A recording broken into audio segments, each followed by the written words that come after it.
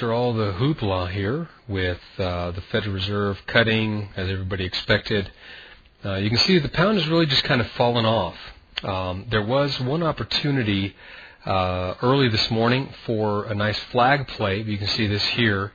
Market had broken up, ran this flag down, pushed up to the upside here. After this really quick move up, here was your little dipper entry. So a couple different entries for today's session. The little dipper was actually right at the tail end of the sweet spot.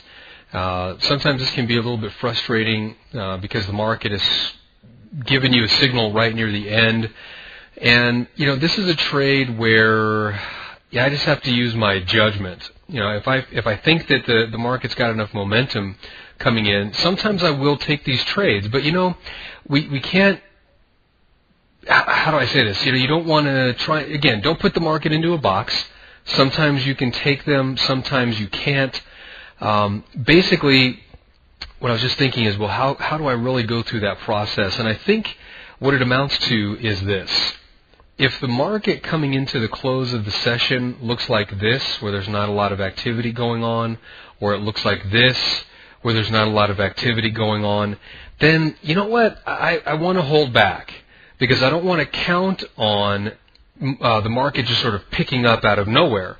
But when you've got some good volatility coming into the European session, you've got good volatility coming into New York, and then late in the session, like we see here, this was 11 o'clock, 12 o'clock Eastern, that's a different story. Then, I see that there's activity. I'm not counting on activity needing to come in. I just need to see that the activity is going to continue. So, this would be one of those times where, I'd be looking to take a trade coming into the end of the session. Okay, so a couple of really good opportunities. Let's highlight those again. Here's the flag opportunity here. Then if you didn't catch the flag or you don't like how sloppy it was, there's the little dipper giving you a really nice entry. Remember, the little dipper, we want to see the market moving very, very quickly to the upside and then coming down here, stopping at the 618 retracement. So you can see here the market took 1, 2, 3, 4 bars to move up and then came down in 1, 2. Beautiful, picture-perfect little dipper.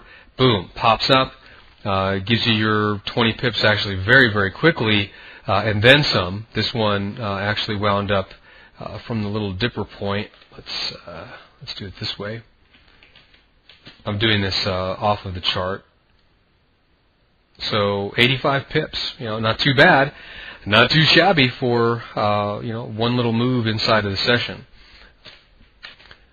So coming here into the Asian session, into the overnight again, let's go ahead and zoom out. Not a whole lot going on right now, but we do have to watch out and be aware of the possible flag pattern. Okay, remember I talked about how we need to watch for the market to make its move up and then come down into this flag pattern. So we might see the market muck around like this. Once we see that start to form, you look for the possible break one way or the other. So we've got to keep our powder dry. But, again, like I just demonstrated, once this volatility kicks up, boy, there are some really good things that can happen intraday. You just got to keep your eyes open for it.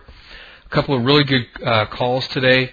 The best thing that you can do is remember to trade with the trend. That more than anything is going to help keep you out of trouble. So what do I mean by that? Well, look here. You can see with these moving averages, it was all the way back here on the 26th that the moving averages crossed over. Okay, and I'm looking at the 240-minute bar here. So 240-minute bar, you can see that even though the market has kind of moved, against the trend here, right? It's moving down and down. The moving averages are all still flowing to the upside. That, more than anything, is going to help keep you out of trouble. Whereas you can see here, there's a little bit of mix. The moving averages were down. They were kind of crossed. They were down here. They just kind of got hooked together right there. But one thing is clear at this point, nice, solid uptrend. So remember to use your tools as well. All that, I put that all into the kit for a reason.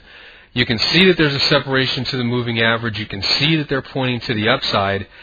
Don't try and take all these short positions. You can see the market move down here and it moved down here and here. you can see, well, yeah, but Mac, there are all these places where the market moved down. True enough, but in the end, are you here to try and be right, or are you here to try and pick tops and bottoms, or are you here to make money? If you're here to make money, why not wait until the market gets down here so you can go long with the trend? Or why not wait until the market forms a pattern and trade to the upside and go with the trend? Okay? It's all possible. You just have to go with the flow. Remember, go with the flow. Okay, so let's keep our powder dry. Nothing really in the overnight session. The market is just breaking out here.